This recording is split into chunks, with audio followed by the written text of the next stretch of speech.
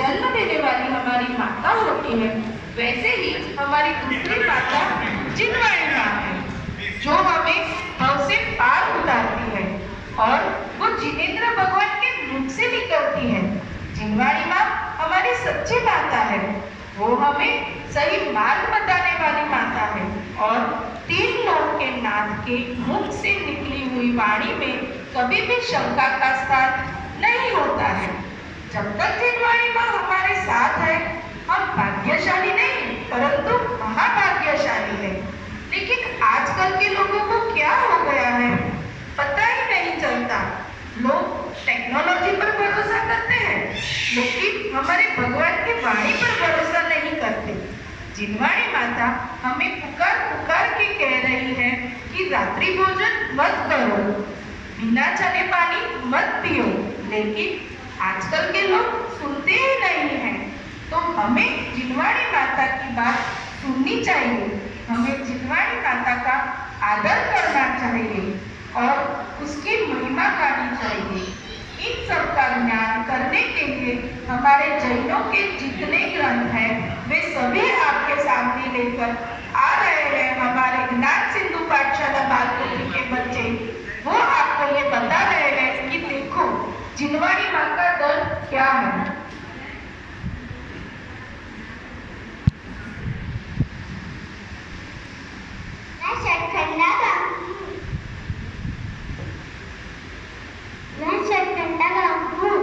अरे अरे श्री पृथ्वी का पर्व आया, आज से ही ग्रंथ लिखने की परंपरा शुरू हुई।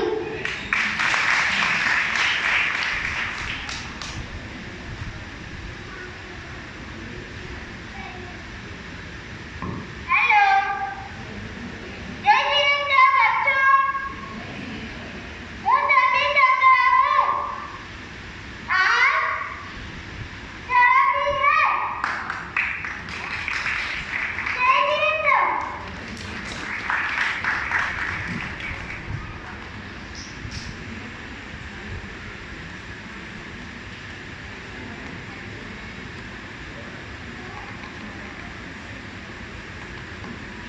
मेरा नाम प्रवचन कारण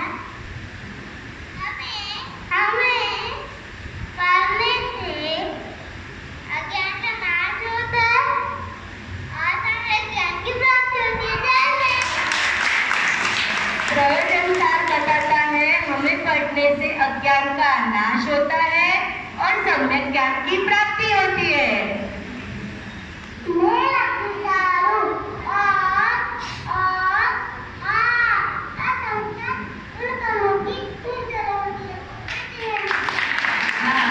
व्यक्तिगत ग्रंथ ये बताता है कि मुझे पढ़ने से असंख्यात गुण कर्मों की निर्जरा होती है। ये साइड आ जाओ, ये साइड आ जाओ।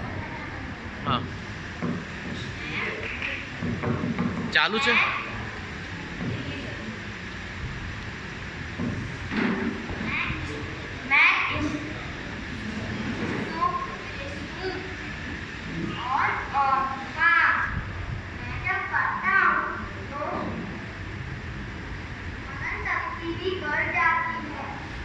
मैं इसको देखूं, मैं जब पढ़ता हूँ तो स्मरण शक्ति भी बढ़ जाती है। जय जिनेंद्र, मैं योग सारू आचार्यों ने बड़ी मेहनत से ग्रंथ लिखे, इसीलिए पंचम काल में भी हमारे जैन शासन की जो अखंड है।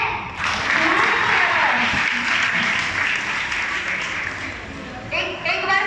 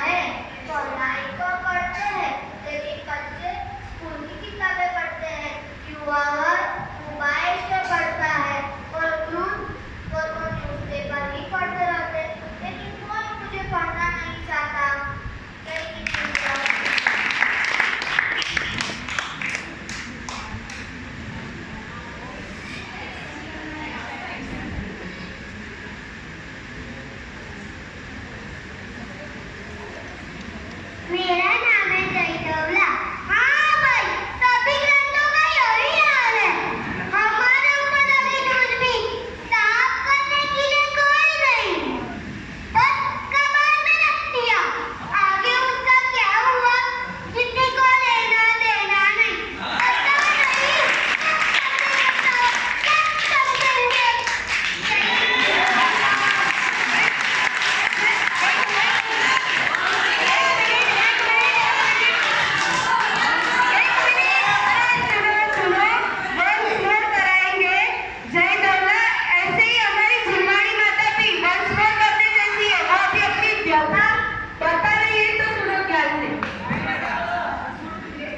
मेरा नाम है जयदौला। हाँ भाई, सभी ग्रंथों का यही हाल है। हमारे ऊपर लगी दूरबी साफ करने के लिए कोई नहीं है, बस कबाड़ में रख दिया। आगे उसका क्या हुआ किसी को लेना देना नहीं। पता नहीं कब समझेंगे सर, कब समझेंगे।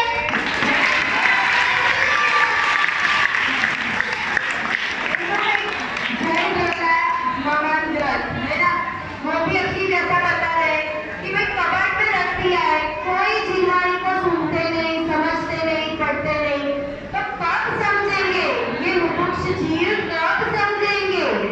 अभी आ रहे हैं हमारे सामने मूलाचार ग्रंथ। मैं हूँ मूलाचार।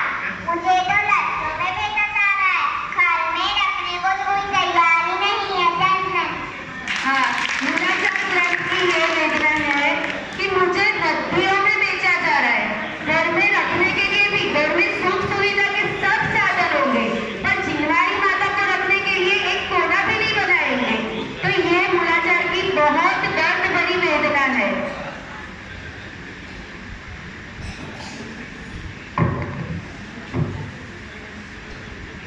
फिर आगे की पीढ़ी, इस जनरेशन भगवान की वाणी को कैसे समझेगी? उल्टा मिथ्या ज्ञान को ही सत्य समझकर कुधर्म अपनाएगी। हाँ, ये तिरस्कार भाई वो बता रहे हैं कि आगे की पीढ़ी, हमारी नेक्स्ट जनरेशन अपनी विरासत कैसे संभालेगी। मैं जिनवाणी माँ हूँ। मेरे प्यारे बच्चों, अपनी जिनवाणी माँ को बचाने की कोशिश करो। ज्यादा से ज्यादा ग्रंथों को पढ़ो और इस समय ज्ञान को पूरी ताकत के साथ प्रचार करो। प्रचार करोगे ना, ग्रंथ पढ़ोगे ना, जिनवाणी पढ़ेगा श्रावक, तभी तो मोक्ष पथ में आगे बढ़ेगा श्रावक। जय जिनेन्द्र। जिनवाणी माता कह रहे हैं, जिनवाणी पढ़ेगा श्रावक, तभी तो मोक्ष पथ में बढ़ेगा श्रावक। आप जिनवाणी पढ़ोगे ना? आंसर दो सब, आप जिनवाणी पढ़ोगे ना? श्रुतिका, ओ श्रुतिका, उठ जा बेटा, सुबह हो गई। ओह, ये तो सपना है। अब मैं सारे ग्रंथ पढ़ूंगी और सबको ग्रंथ पढ़ने के लिए कहूँगी। जय जिनेन्द्र। हाँ, ये श्रुतिका का सपना था। सपने में भी जिनवाणी माता का आना बहुत बहुत सौभाग्य की बात है। और उसने सपने में जिनवाणी माता की पुकार सुनी। जिनवाणी माता बता रही है और उसने बोला कि भाई हाँ, मैं अभी जिनवाणी पढ़ूंगी और शास्त्र स्वाध्याय करूंगी।